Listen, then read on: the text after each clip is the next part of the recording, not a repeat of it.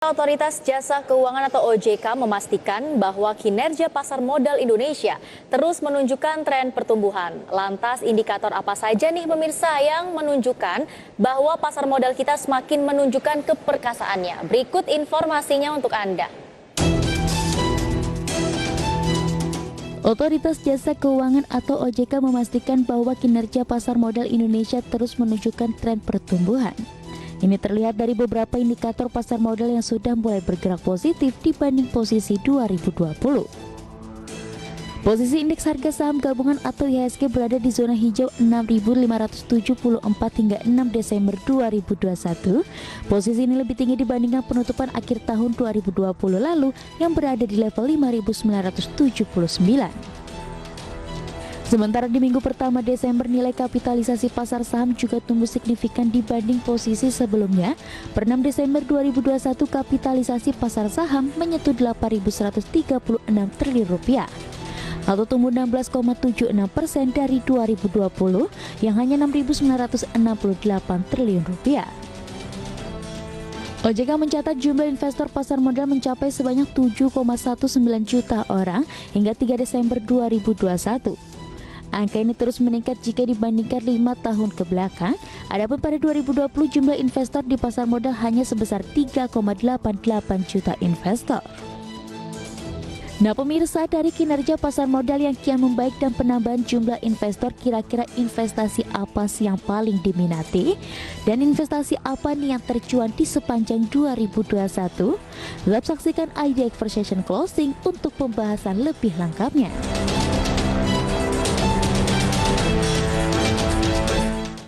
Pak pemirsa, nggak terasa ya, hari ini 30 Desember 2021 adalah hari terakhir perdagangan di pasar modal Indonesia di sepanjang tahun 2021.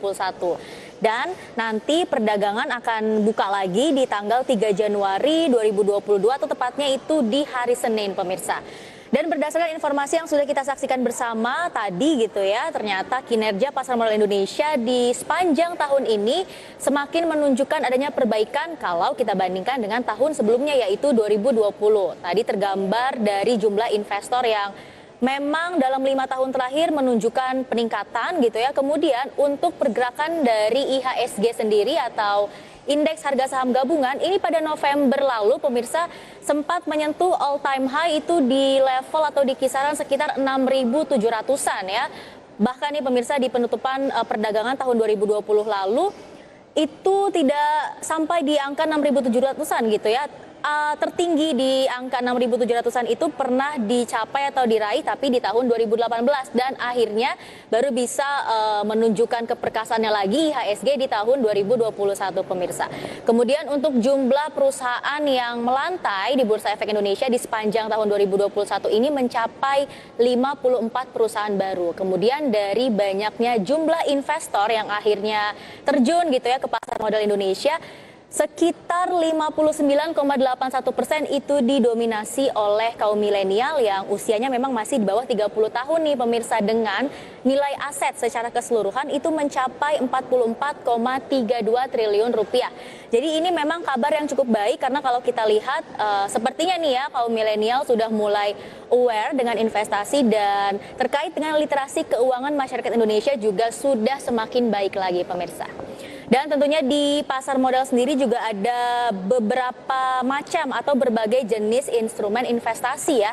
Seperti yang kita tahu ada investasi saham, kemudian reksadana, ada obligasi, kemudian masih ada juga beberapa instrumen investasi lainnya yang di luar pasar modal gitu ya. Salah satu contohnya adalah emas dan deposito pemirsa. Nah kali ini ya saya akan coba mereview atau membahas terkait dengan investasi mana sih yang paling cuan dan pergerakannya itu seperti apa nih di sepanjang 2021 ini. Mungkin kita mulai dari investasi saham terlebih dahulu nih pemirsa. Nah soal investasi saham ini adalah menurut saya sendiri ya, investasi yang memang paling menarik dan paling bikin deg-degan gitu ya pemirsa. Kenapa paling menarik? Karena memang untuk saham sendiri ini return-nya atau imbal hasilnya itu paling tinggi dibandingkan instrumen investasi lainnya. Tapi di balik tingginya imbal hasil dari pasar saham, ada resiko yang cukup tinggi juga ya yang mengintai para investor. Jadi mungkin kalau saya sendiri gitu ketika berinvestasi saham agak deg-degan, agak jantungan gitu ya, karena mungkin dalam satu hari nih satu emiten atau satu saham yang saya koleksi di portofolio saya gitu ya, bisa naiknya sangat drastis atau mungkin bisa turunnya sangat drastis. Jadi kenapa saya bilang investasi saham ini menarik tapi bikin jantungan gitu pemirsa. Dan di sepanjang 2021 ini ternyata ada beberapa saham atau emiten yang masuk dalam top gainers atau kenaikannya paling tinggi dan paling banyak diminati oleh para investor, yaitu saham yang berasal dari sektor teknologi dan juga dari bank digital nih pemirsa. Dan kenaikan saham-saham tersebut ini nggak cuma puluhan ataupun ratusan persen, tapi kenaikannya ini mencapai ribuan persen ya untuk saham-saham bank digital dan juga saham yang berasal dari sektor teknologi. Tapi kira-kira kalau saya udah bocorin gitu ya dari sektor teknologi dan bank digital, sahamnya saham apa aja nih atau emitennya apa aja sih yang memang jadi top gainers lah atau kenaikannya paling tinggi di sepanjang 2021 ini?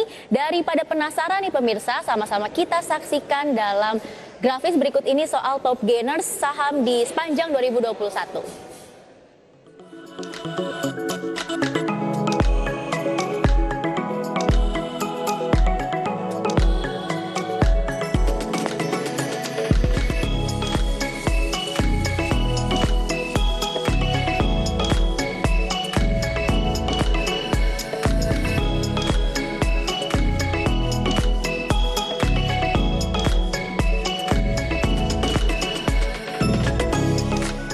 Ya pemirsa, itu dia 10 deretan saham atau emiten yang masuk dalam top gainers di sepanjang 2021 ini. Tadi ada BBYB, kemudian ada DMMX, kemudian juga ada bank ya atau BANK.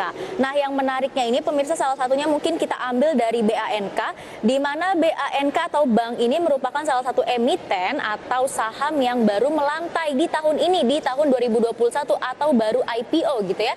Tapi kenaikannya juga sudah cukup lumayan, bahkan signifikan gitu ya, naiknya mencapai ribuan persen, bukan hanya ratusan bahkan puluhan persen pemirsa. Nah kalau tadi saya juga udah nge-spill gitu ya saham-saham atau emiten apa aja sih yang jadi top gainers. Kali ini mungkin saya mau bocorin soal sektornya ya, yang kira-kira tuh paling cuan atau paling banyak diminati juga ya oleh investor di sepanjang 2021.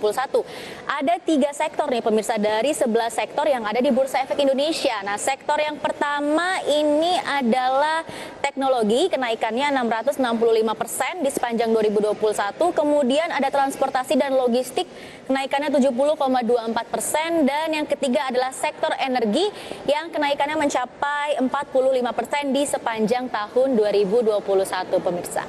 Oke, kalau tadi kita udah selesai ngomongin soal saham, kita review soal pergerakan saham ya di sepanjang 2021 ini, kita geser sedikit pemirsa ke instrumen investasi lainnya, yaitu reksadana. Nah, reksadana ini merupakan instrumen investasi yang memang resikonya lebih rendah ya dibandingkan saham, dan returnnya juga sedikit lebih rendah sih dibandingkan saham ya. Dan reksadana ini cocok nih bagi para investor yang nggak mau ribet, yang nggak mau terjun langsung begitu ya untuk mengolah portofolio yang dimiliki, karena ada manajer investasi yang akan berusaha ya untuk mengolah portofolio kita supaya kita dapat cuan yang lebih banyak lagi. Beda dengan saham, kalau saham nggak ada manajer investasi, jadi mau nggak mau kita harus terjun sendiri gitu pemirsa. Dan tentunya di reksadana sendiri juga terbagi-bagi atas beberapa jenis, ada reksadana pasar uang, pasar saham, campuran, dan pendapatan tetap. Tapi dari berbagai macam jenis reksadana tersebut di sepanjang 2021 ini, mana sih yang paling cuan gitu ya, yang kenaikannya paling oke di sepanjang tahun ini?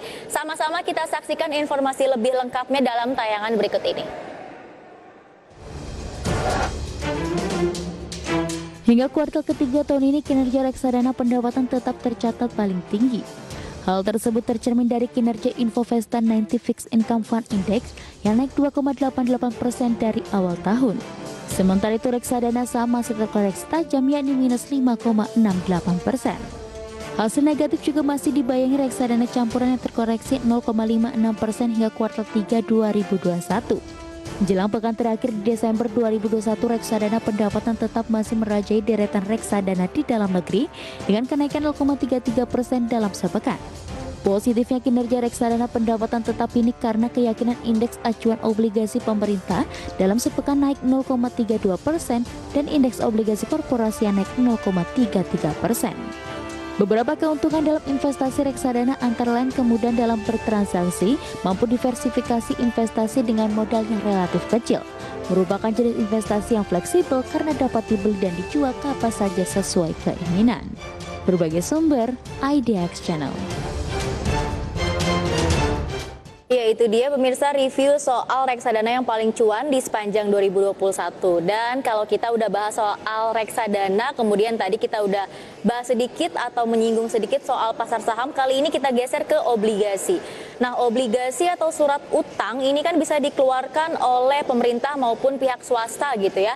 Dan di sepanjang 2021 juga 2020 atau di sepanjang pandemi COVID-19, obligasi ini menjadi salah satu instrumen investasi yang lumayan banyak diminati oleh masyarakat Indonesia gitu ya. Bahkan obligasi atau surat utang negara yang dikeluarkan oleh pemerintah di tahun 2021 ini hingga pertengahan September ini jumlah dana serapannya ya sudah mencapai 70 triliun rupiah atau telah melampaui target yang ditetapkan oleh pemerintah. Dan memang pemerintah menerbitkan obligasi ini ya, di mana nanti dananya digunakan lagi untuk mendorong pemulihan ekonomi nasional. Dan kalau kita kilas sedikit nih pemirsa, untuk penerbitan obligasi kan ada obligasi retail, kemudian sukuk retail gitu ya, bermacam-macam. Yang paling banyak diminati oleh para investor ini adalah ORI 19 atau obligasi retail 19 dan juga SR 015 ya, atau sukuk retail 015. Nah, selain itu ternyata faktanya nih, untuk obligasi sendiri di negara-negara berkembang ini ternyata tumbuhnya cukup positif nih pemirsa. Salah satu contohnya ya, obligasi di Afrika Selatan ini returnnya mencapai 8,7% secara year to date. Kemudian di Indonesia sendiri untuk pasar obligasi ini naik sekitar 5,2% dan di India itu kenaikannya mencapai 2,7% pemirsa ya, karena memang obligasi ini bisa kita katakan salah satu instrumen investasi yang cukup aman gitu ya, imbal hasilnya juga ya bisa kita katakan tetap nggak seperti saham yang kadang-kadang bikin orang jantungan kalau lagi trading gitu ya, karena memang pergerakannya atau fluktuasinya itu sangat cepat sekali lah gitu pemirsa. Nah, kemudian kalau tadi udah bahas obligasi, saham, reksadana, kali ini saya mau bahas soal emas pemirsa, di mana emas ternyata di tahun 2021 ini merupakan investasi katanya yang paling buruk dan paling tidak diminati oleh para investor nih. Kenapa? Karena memang ternyata emas ini tidak diminati atau kurang diminati di sepanjang tahun 2021 dilihat dari penanganan pandemi COVID-19 yang semakin baik terutama menuju akhir tahun 2021 ini pemirsa. Dan ternyata untuk harga emas sendiri saat ini ya itu sudah turun sekitar 6,06% kalau kita bandingkan dengan tahun lalu. Tapi kalau di tahun 2022 mendatang inflasi sudah mulai tidak terkendali, ini menurut para analis gitu ya. Kalau inflasi di 2022 sudah mulai tidak terkendali, nanti akan banyak investor atau akan banyak masyarakat yang akan kembali mengoleksi investasi emas. Nah, bagaimana dengan Anda pemirsa, mungkin di tahun 2022 mendatang ingin masuk ke instrumen investasi saham, reksadana, obligasi atau emas, itu balik lagi pilihannya kepada Anda semua. Dan kalau kemarin saya udah meminta gitu ya pendapat dari teman-teman presenter soal wilayah atau tempat mana aja sih yang sekiranya tuh paling oke buat liburan. Kali ini saya udah meminta juga nih pendapat dari teman-teman presenter IDX Channel ya, terkait dengan investasi apa sih yang paling menarik buat mereka dan harapan mereka untuk pasar modal Indonesia di tahun 2022 seperti apa. Langsung saja kita dengarkan pendapat dari Prasetyo Wibowo dan juga David Sanopol berikut ini. Begitu investasi masih di pasar saham sih menurut saya, karena kita tahu di tahun ini indeksnya juga masih mencoba bertahan di zona positif. Jadi tahun depan dengan beragam isu-isu positif mulai dari penanganan COVID kita yang sudah semakin membaik, dipastikan indeksnya juga akan membaik, berarti di situ banyak cuan yang tersedia di pasar modal. Oke, harapan untuk pasar modal Indonesia di tahun depan gimana? Ya, semoga banyak lagi perusahaan-perusahaan yang berkualitas ya yang IPO di pasar modal, sehingga makin banyak nih pilihan bagi para investor baik retail maupun yang institusinya nih untuk menanamkan dana mereka di pasar modal. Investasi pasar saham ini masih akan terus booming ke depannya. Kemudian juga investasi emas, kemudian juga properti tampaknya juga masih menarik karena harga properti dari tahun ke tahun juga mengalami penguatan begitu, tidak ada mengalami penurunan. Sementara emas sebagai safe haven itu dari zaman dulu kala sampai saat ini harganya masih tetap stabil. Oke, harapan kamu untuk pasar modal di tahun depan? Harapan di pasar modal di tahun depan tentu saja lebih baik karena berbagai proyeksi sudah mengatakan di 2022 kondisi dari pasar modal Indonesia akan cenderung lebih baik. Hal ini ditopang oleh beberapa faktor, diantaranya adalah perbaikan dari sisi fundamental ekonomi Indonesia, penanganan pandemi COVID-19 meskipun adanya varian Omicron, tapi penanganannya. Ya pemirsa, ternyata pendapat dari teman-teman presenter IDX Channel, pasar saham ini masih menarik gitu ya untuk dikoleksi di tahun 2022. Dan memang harapan dari saya gitu ya untuk pasar modal Indonesia sendiri adalah semoga di tahun depan ini makin banyak investor yang masuk ke pasar modal, karena memang semakin banyak investor yang terjun gitu ya, artinya literasi keuangan dari masyarakat juga sudah mulai terbangun, dan bagi pemerintah sendiri juga harus terus semangat bekerja keras memberikan edukasi soal pentingnya literasi keuangan dan juga literasi digital. Nah, kenapa literasi digital? Karena memang sekarang investasi kan modelnya sudah digital semua gitu ya pemirsa. Ingat, karena investasi ini adalah satu hal yang cukup penting, kita harus lakukan sejak dini karena investasi ini bisa menjadi satu penolong bagi kita semua di masa mendatang pemirsa.